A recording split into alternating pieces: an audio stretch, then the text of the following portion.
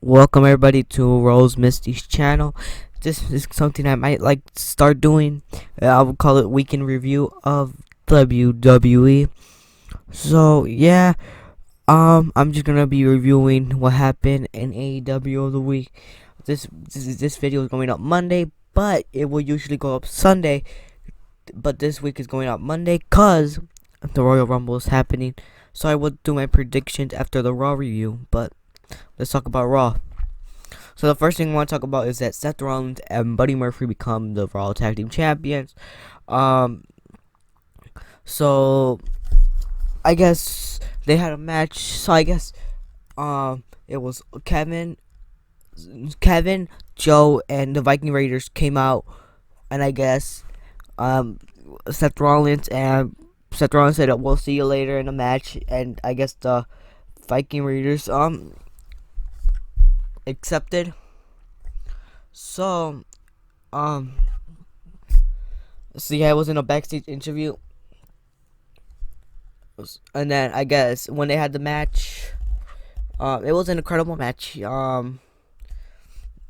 So it was good because they led them to it could show them that they're not gonna win the Royal Rumble, but okay, that's all. See, so yeah, that's it. It was so I guess so Buddy Murphy wait, Eric ate a knee from Murphy and fell into ropes, where he was met with a stomp from Rollins on the apron. Murphy was there to capitalize and get the 1-2-3, giving the championships to the Monday Night Messiah and Buddy Murphy. And I guess, and after the match, Seth Rollins went backstage, did a backstage interview, and said that him and Buddy Murphy will be in the Royal Rumble, also as Samoa Joe and Kevin Owens. Okay, next I'm gonna do let's see, Ricochet confronts. Well, like these are the big moments. Ricochet confronts Brock Lesnar. So Brock Lesnar's talking about how he's gonna eliminate everybody, gonna start from number one and end as the winner of the Royal Rumble. And I guess Ricochet comes out. Ricochet is blah blah blah, and Ricochet grabbing like he's talking and then kicked in the balls. Brock Lesnar I hate this was boring. Okay, and then the best thing of the night, Andrade defeated Rey Mysterio to retain his U.S. Championship in a ladder match. After Zelina Vega provided a distraction at the top of the ladder, leading to Andrade planting Mysterio through a ladder with a hammerlock DDT. This allowed the champ to grab his title and retain. Post-match, Vega pulled the padding of the concrete floor before they could do any further damage. A man with a Mysterio mask showed up, and for some reason I thought that was his son Dominic, but it wasn't. It was the returning Humberto Carrillo, who sought retribution against the man who took him out. Next, Aleister Black defeated a local competitor in mere seconds after a black mask. Drew McIntyre defeated Randy Orton via disqualification after the OC ran out and started attacking McIntyre. Orton hit the ring to make the save, and the two eventually ran the heels off before Orton nailed McIntyre with the RKO out of nowhere. Afterwards, McIntyre took the mic and told Orton that he prays they're in the ring together on Sunday so he can kick his head off and win the Rumble. Next, Becky Lynch defeated Kairi Sane via submission. Kairi Sane was fucking funny. She kept saying Becky. It was so annoying. In a non-title match with her disarmer, post-match, Asuka hit the ring and took out Lynch with the Asuka lock. Backstage following this match, Asuka said that Lynch is not ready for her at the Royal Rumble. Eric Rowan defeated Matt Hardy via pinfall after the Iron Claw. Once again, Rowan put his hand into the cage, and he got bitten by the little animal in there, whatever it is. And then our main event, we got Bobby Lashley and Lana, who defeated Rusev and Liv Morgan via pinfall after a spear from Lashley onto Rusev. This served as the main event of the Royal Rumble Go Home Show episode of Raw, which was quite the confusing decision, to say at least. So that was Raw for the week. Yeah. For me, it was a C. I'll give it a C. Being generous. Okay, it was a C. I was I was mad that he started with Mysterio and Andrade. I feel like that should have been the main event for the Go Home Show, but I feel like the Rusev and Lana should have been in the middle of the show in the 2 hour, but they didn't do that. They put that in the main event. And there's too many squash matches. There's 2 squash matches, and I didn't like how Orton and McIntyre ended in a disqualification, because that doesn't build anybody up. It just shows them. It just proves McIntyre's weaker. So yeah, so that's Raw.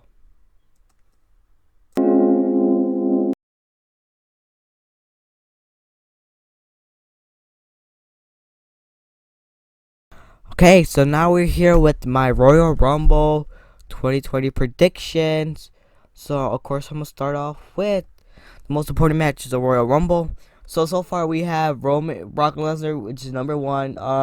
Roman Reigns, King Corbin, Dolph Ziggler, Eric Rowan, AJ Styles, Randy Orton, Elias, Rey Mysterio, Ricochet, Drew McIntyre, Otis Tucker, Rusev, Bobby Lashley, Aleister Black, Buddy Murphy, Braun Strowman, Shinsuke Nakamura, Seth Rollins, Kevin Owens, and Samoa Joe. Okay, so I feel like Roman Reigns is gonna win this match. I feel like they were planning to have him defeat the Fiend at WrestleMania, which I don't like, but we're gonna have to deal with it. Who I think is gonna win, who I want to win. Who I want to win is the Scottish psychopath Drew McIntyre. You know, he's a future star, and I want him to start that future off here at the Royal Rumble, where he goes on to defeat Brock Lesnar at WrestleMania 36. Okay, we only is for the Women's Royal Rumble. We only have 5 competitors: Charlotte Flair, Alexa Bliss, Nikki Cross, Sarah Logan, and Natalya. This match, Shayna Baszler is gonna win. Who I want to win? Sonya Deville. Sonya Deville, they haven't showed her she's not gonna win at all. She's probably gonna be eliminate quick. Shayna Baszler is gonna win, so she can face Becky Lynch at WrestleMania, because they had that little thing at Survivor Series.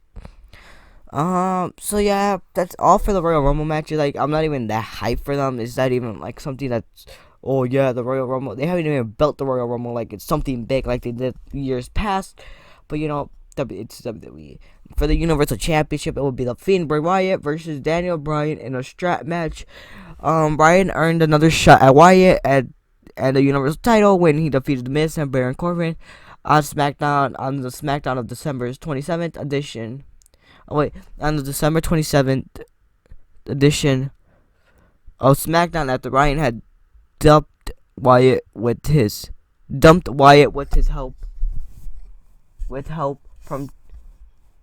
of Team Hell No running. Okay, well, after Bryan had dumped whatever that fucking word is, Wyatt with help of Team Hell No running mate Kane, that made no sense, of the January 17th edition of SmackDown, Bryan laid down the gauntlet and called for his rematch to be a strap match, which they get accepted by the Fiend, so that will be happening. Okay, so next match will be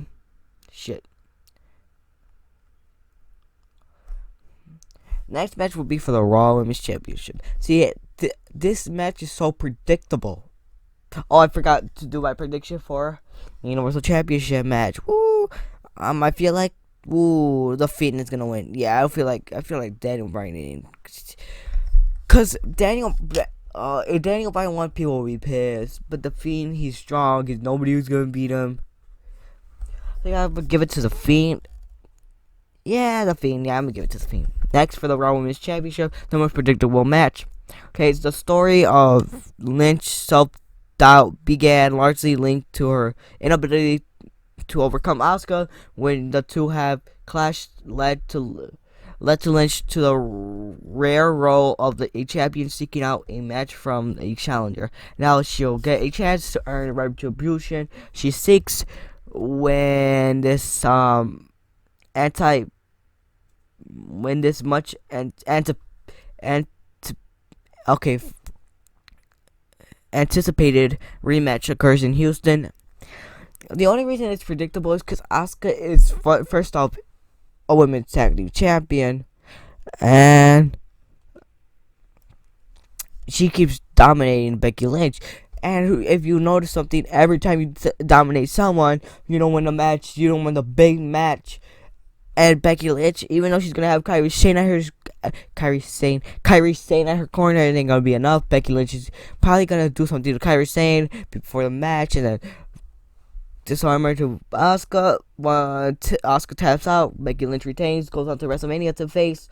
What's her name? I forgot her name. Shayna Baszler. See, I'm so bad at this. Okay, next we have the SmackDown Women's Championship match, when it's Bayley versus Lacey Evans. So Lacey Evans made a face turn. While Evans' face turn hasn't made complete sense, it doesn't fit the character that has been developed for months. Just retarded. But it's something it's clear a showdown with Bayley is planned for her.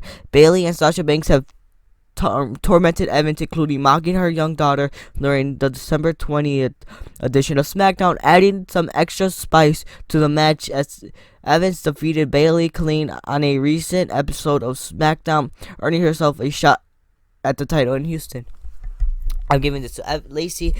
Lacey was supposed to face Asuka at WrestleMania last year. She didn't get the shot, so now they're putting her in this match at Royal Rumble, and I feel like she's gonna take that championship home, defeating Bayley at the Royal Rumble. That's all I have to say for this match. I'm not really hyped. Okay.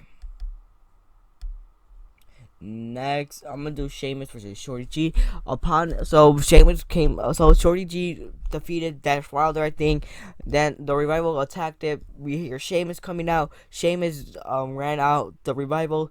Shorty G turned around, broke kick. Shorty G got hit. And then 2 weeks later, Shorty G had a backstage interview, and Sheamus had to try to attack him from behind, but the brawl backfired on Sheamus, and Sheamus got dominated by Shorty G.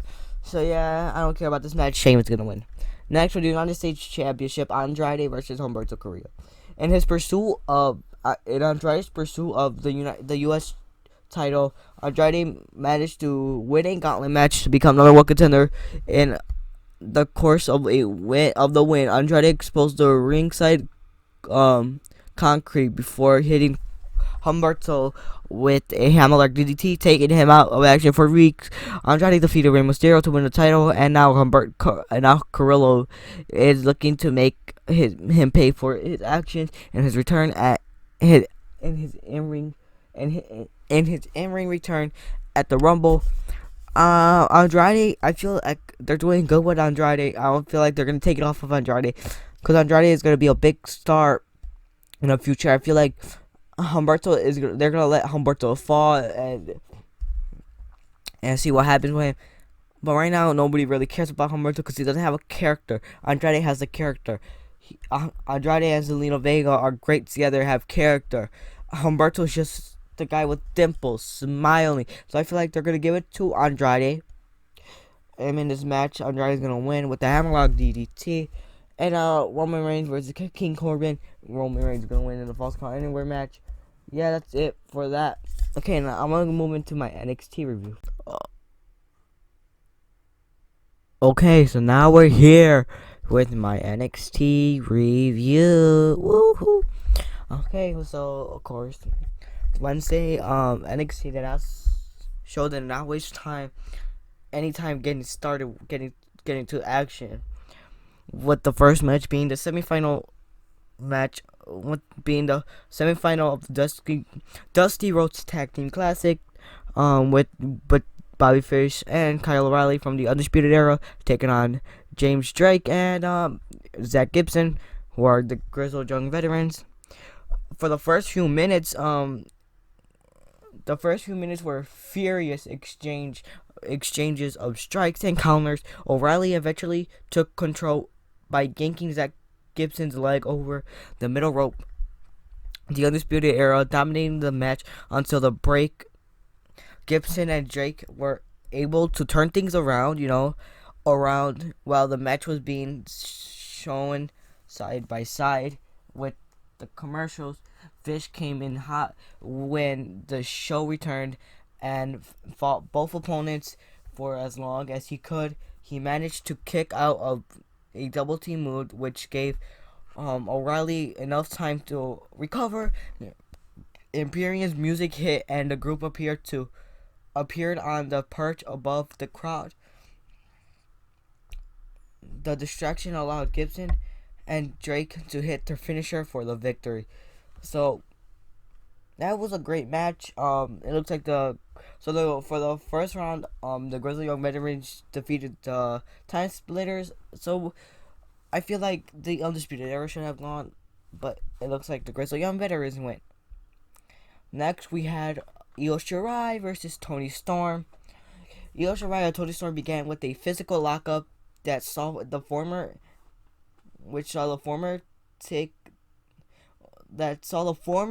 the ladder down into a single leg submission.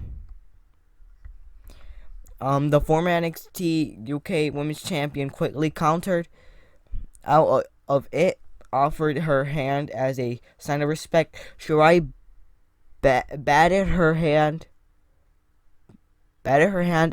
away and hit a backflip into a dropkick. Storm got it in some decent offense, but the Genius of the Sky dominated the next few minutes. She used strikes to wear down the New Zealand superstar and submissions to keep her grounded. After the commercial break, Storm began to make a comeback with a snap German suplex. She turned Io Shirai inside out with a clothesline, but it didn't take long for her to recover as she prepared to hit a suicide dive. Bianca Belair came out of nowhere. Bianca Belair is the number one contender to face Rhea Ripley at Portland, Oregon. Takeover came out of nowhere to attack Toni Storm and cause a disqualification. Rhea Ripley came out to join the fight, but an angry Shirai quickly took her and Belair down. Storm ended the fight by taking out her opponent before posing with the NXT Women's Championship. Okay, so this is the jobber match. GK Wild, formerly known as GJZ, and Zema Ion took it on Finn Balor in the third match of the night. As expected, the Prince was in the driver's seat for the moment the bell rang. Wild got in one or two shots before Balor propelled him into the corner with a dropkick, finished him on with the coup de grace, and at 1960, that was a squash match. Okay, I think Finn Balor's gonna get ready to face Elijah Dragunov at Worlds Collide. Sorry. So next we have Shotzi Blackheart versus Shayna Baszler. After eliminating Shayna Baszler from the Women's Battle Royal last week, Shotzi Blackheart found herself in the former champion's crosshairs. The newcomer to NXT got in some decent offense before the Queen of Spades began manipulating her joints to set her up for one of her signature submissions. Blackheart turned the tables and showed off her striking ability with some precision kicks. She hit sliced bread number 2, but she took too much time trying to follow up, and Shayna Baszler caught her in the Kirifuda clutch from the submission victory. She refused to release the hold after the bell until she was sure Blackheart passed out. That's what Shayna Baszler does. She will be at the Royal Rumble to face Royal. What's her name? To face Becky Lynch. Next, we had Marcel Barthel and Fabian Eichner versus the Broserweight. So Pete Dunne and Matt Riddle look to continue their winning ways as the Broserweights and earn a spot in the final round of the Dusty Rhodes Tag Team Classic this week. Imperium was the only thing standing in their way. Imperium, which to our Fabian Eichner and Marcel Butler,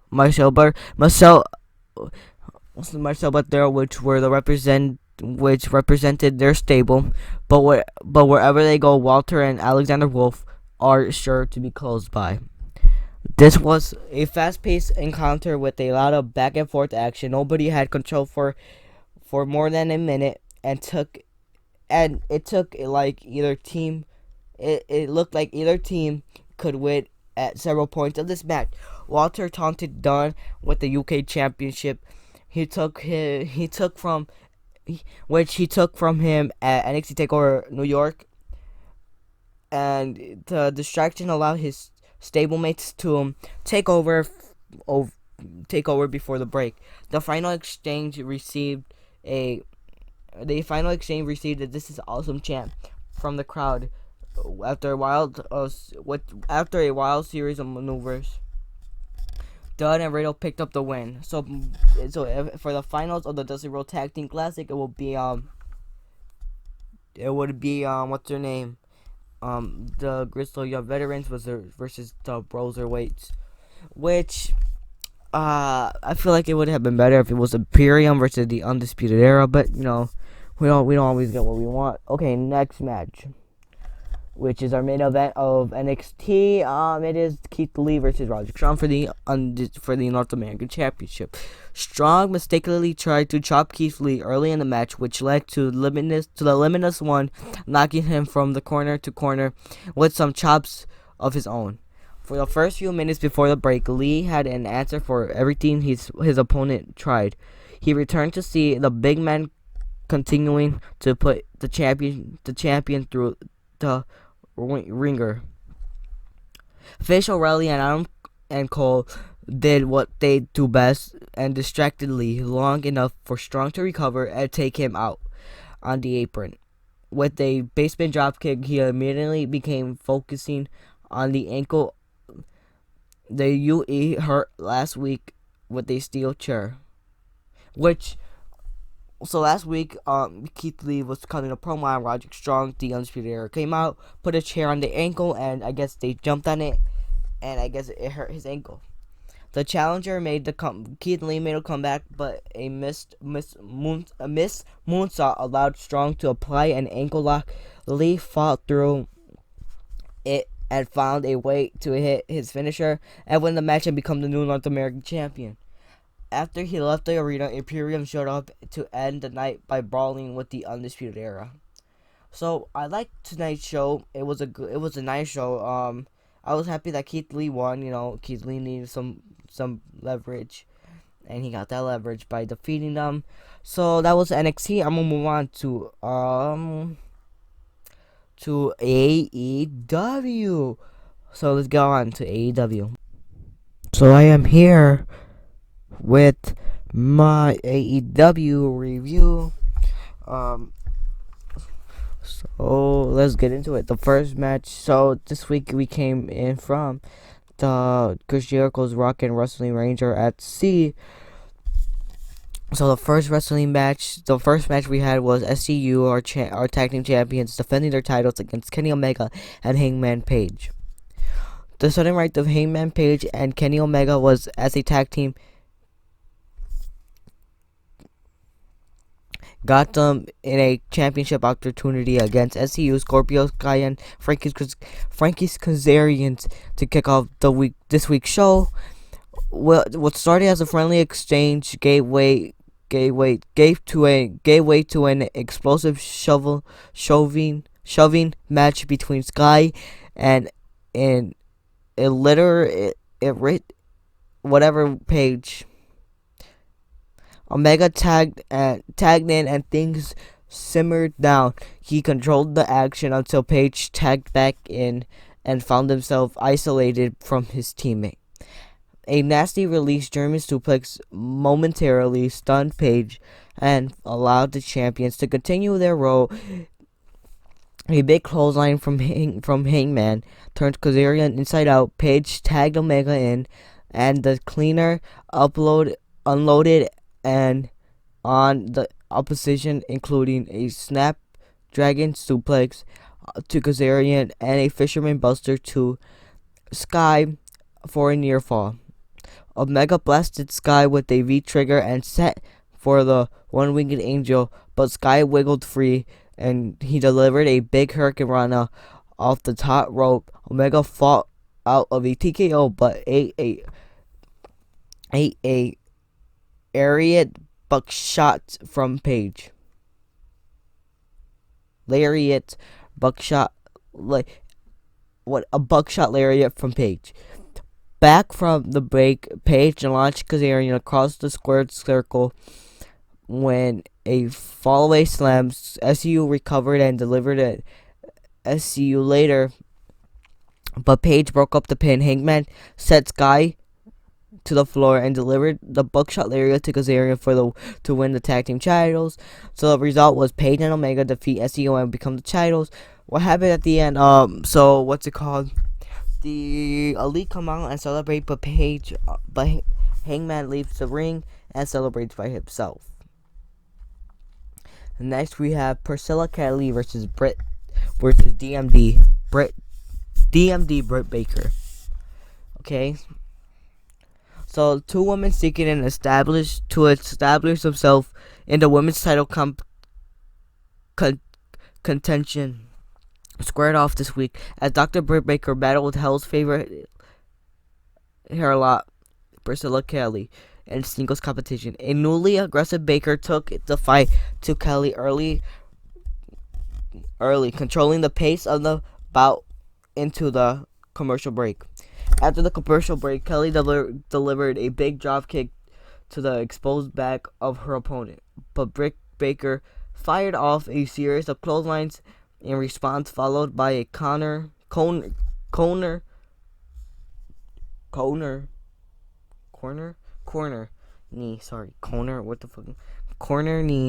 lift. The sling blade followed, and the Doctor put her opponent away for the win with the lockjaw. Following the match, Tony Schiavone attempted to interview Britt Baker, but the newly turned heel criticized the voice of AEW, calling him a former Starbucks barista, before promoting herself right into the next break. Result: Priscilla Kelly lost to Britt Baker. And next, we have the Jurassic Express, Luchasaurus, Jungle Boy, Marco Stunt versus the Inner Circle, Chris Jericho, Le Champion, and Prada Powerful, Ortiz and Santana. The rivalry between Chris Jericho and the Jurassic Express resulted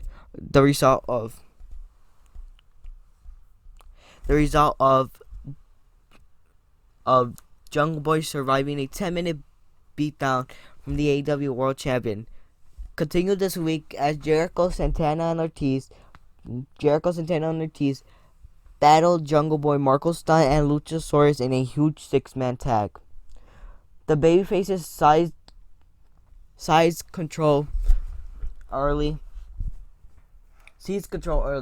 using lightning quick offense to down Ortiz. Santana failed to gain the upper hand for the heels. Two as the Jurassic Express rode. The Inner Circle finally halted the momentum of the opposition as Santana delivered a big Russian leg sweep off the middle rope to Jungle Boy, heading into the break. Jericho and Marco Stunt isolated the champ's rival, cutting the ring off from his partners and wearing him down in search of a win. Jungle Boy countered an attempt of a superplex, dropping Jericho face first from the top rope and delivering a missile dropkick. Before the babyfaces could make a tag, Ortiz and Santana cut him off and continued the heels' assault. Jungle Boy finally made a tag to Luchasaurus, who exploded into the ring and blew their blew the competition until a well-timed distraction by Jake Hager allowed Jericho to depose of him at ringside. Stunt now the legal contestant scored a near fall of a 450 splash on the champion, but eventually scummed the Judas effect as the Inner Circle emerged victorious. Sorry, I can't talk today. Next, we have Janela versus MJF with Wardlow. A video package detailing the history between MJF and Cody gave way to the self-asserted competitor's arrival. For his match with Bad Boy Joey Janela, MJF ate a big back body drop over the top rope and into the squared circle after a blind charge down the ramp. He recovered though, sending Janela flipping into the corner and down onto his head and neck. After the break, Janela scored a near fall and appeared to be rolling when Superbad, Kip Sabian, and Penelope Ford provided a distraction. MJF capitalized and delivered the double cross for the pinfall victory. Following the match, MJF taunted Cody, calling him a lyricist in a mocking fashion. When the American Nightmare hit the ring, the heels taunts continued, each word poking and prodding at the patience of the EVP. As MJF made his way up the ramp, the Young Bucks appeared and dropped him with a super kick. From there, the babyfaces sent him into the pool. Now the main event is Jon Moxley versus Pac.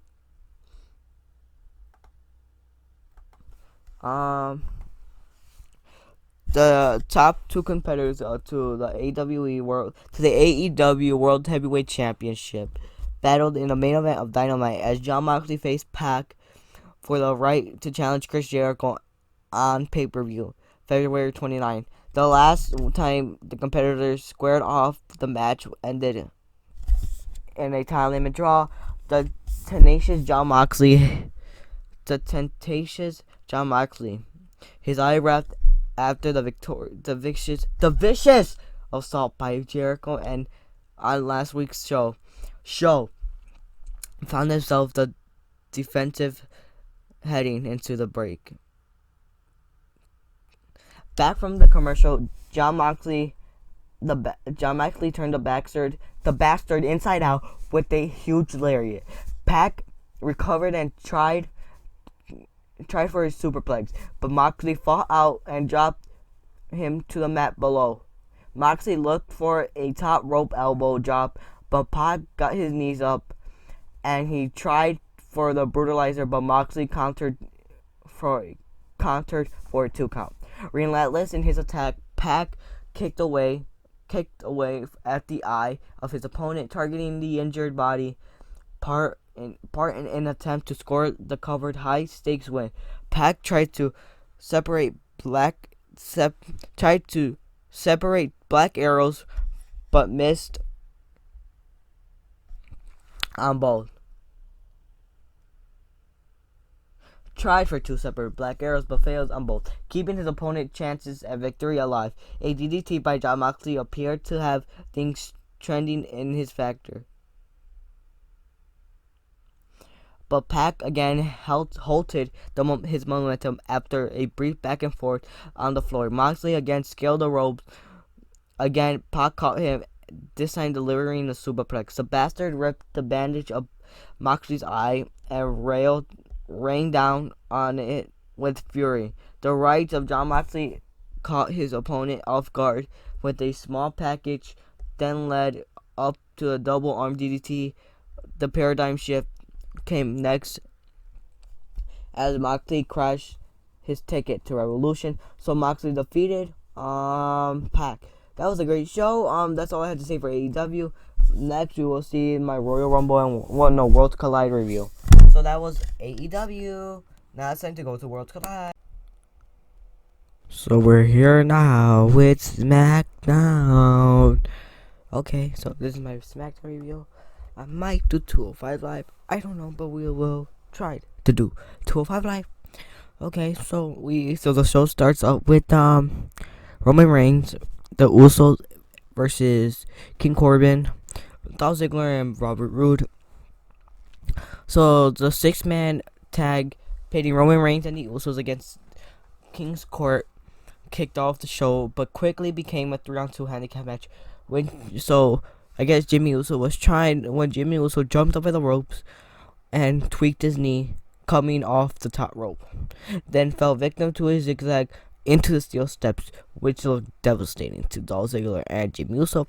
With the competitor escorted out of the arena by medical personnel, Reigns and Jey Uso were left to fend for themselves heading into the break. The big dog and his cousin cut the ring off, isolating Ziggler from his teammates. The show-off eventually made it the tag through, though, and King Corbin downed Jey with a deep six for a near fall.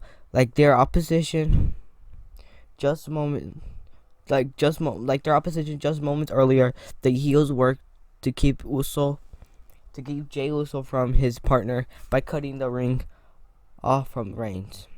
The hot tag to Reigns sparked a babyface comeback as the big dog unloaded on any and all oppositions before him.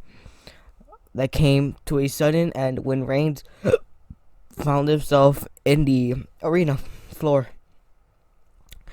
on the receiving end of a beatdown at the hands of Corbin and Roode while Ziggler distracted the official. Reigns powered out of an armbar and powerbombed Roode to the mat. Instead of making the tag to a still recovering Jey, Reigns found himself still at mercy of the heels. He dragged him back to their corner, and then continued the assault. Just as Reigns created separation, Jimmy Uso returned to the squared circle and received a hot tag. He exploded into the match, taking Roode down with a Samoan drop and whipping Corbin and Ziggler out of the ring with a tope. With a tope? I don't know what the fuck the tope. With the Irish whip. As Reigns fought Corbin into the crowd, Jimmy Uso delivered a big splash from the top rope on Roode to secure the win. So the result of that match was Reigns and Uso defeat King's Court. Okay, the next segment is where Michael Cole interviewed Lacey Evans. So let's get into this. Yes. Okay, Michael Cole interviewed Lacey Evans regarding her upcoming women's title match against Bayley Sunday at the Royal Rumble. I just want to say, this promo was cringy. It was bad. Her crying was bad. So I'm just gonna get back into the review. Evans recalled the emotions she felt watching Sasha Banks taunt her daughter Summer before Bayley attacked her from behind out of nowhere. The champion pounded the Sassy Thunder belt before returning backstage. Kate interviewed Dana Brooke and Carmella, but found herself interrupted as Evans and Bayley regained their brawl heading into the break. After commercial break, a match pitting Fire and Desire against Alexa Bliss and Nikki Cross was interrupted when Evans and Bayley brawled back to the ring. Referees and officials pulled the women apart in a preview of the aforementioned Royal Rumble match. It was okay. Next was Braun Strowman and Elias segment versus Shinsuke and Cesaro. In a tag team match set up by last week's interactions between individual superstars, Braun Strowman 18 with Elias to battle Intercontinental Champion Shinsuke Nakamura and Cesaro. The heels controlled the match through the commercial break, working over Elias while the Monster Mug men watched from the ring apron. A jumping knee from Elias to Nakamura allowed him to make the tag to his partner. Strowman exploded into the match and sent Nakamura flying across the ring.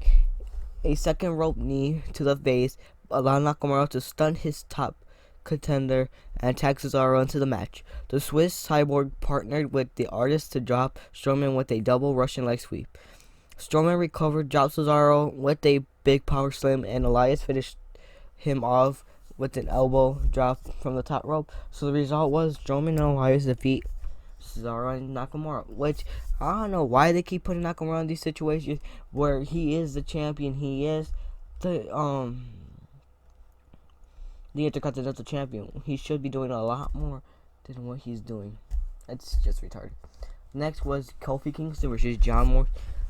The rivalry between New Day and the Dirt Sheet continued this week as former WWE Champion Kofi Kingston battled John Morrison in singles competition. Morrison controlled the pace of the match, dominating the first half of the bout and trapping Kingston in a half Boston Crab coming out of the commercial break. Kingston finally fired off sustainable offense, mounting a comeback that led to the Shaman of Sexy. Okay, reeling late. He delivered a bone drop and set up for the Trouble in Paradise. But Morrison caught him with a kick to the face for a near fall. Morrison delivered a Spanish fly for a count of 2. Kofi Kingston recovered and answered with the SOS, another near fall. The heel eventually finished Kofi Kingston with the sharp Starship Pain to make it 2-0 against the New Day, as eagerly pointed out by commentator Corey Graves. The result was Morrison defeated Kingston. Woohoo! Who gives a fuck? Next, which is the main event, the last segment of the night, the contract signing of Daniel Bryan and Bray Wyatt for the match at Royal Rumble. So Daniel Bryan hit the ring to the sizable pop from the WWE faithful for the contract signing for his Universal Championship strap match against The Fiend Sunday at Royal Rumble.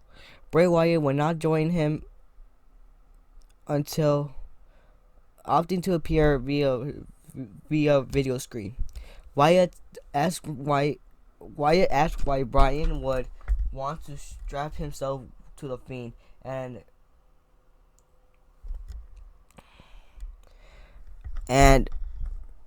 retry, I don't know, the word of the day, mistake, which he claimed the number one contender was making by agreeing to such a match. The arena darkened and the red lights came up. The Fiend stood across the ring from Bryan, a leather strap in his hand. A masked monster appealed the mandible claw, leaving Bryan unconscious. From there, he unleashed a brutal lashing on the babyface before signing the contract and standing tall in the center of the ring. He disappeared, leaving Bryan to struggle to his feet to close out today's SmackDown. So that was SmackDown. It was okay show. Give it a C minus. Yeah, C minus. I'm being generous. I should probably give it an F. Okay, so now we're gonna review 205 Live. 205 Live. Okay. Sorry, I know it's taking long, but my computer does not want to load, and it's taking a long ass time. Okay, we're here. So it looks like Leo Rush faced Tony Nese, Danny Burch faced Brian Kendrick, Tyler Breeze faced Arya Daivari. Tyler Breeze, Breeze wins. Okay, winner Tyler Breeze. The Brian Kendrick beat Danny Burch, and then in the main event, a winner Tony Nese. Tony Nese defeated Leo Rush. Okay, that's it. I guess that's it. Okay, so I don't know if this is gonna be weekly, but this is what I'm gonna try to do weekly. My Royal Rumble results and Worlds Collide results are coming out Sunday night, like probably 12. So make sure you guys go check it out. That was it for today. That was a week in review.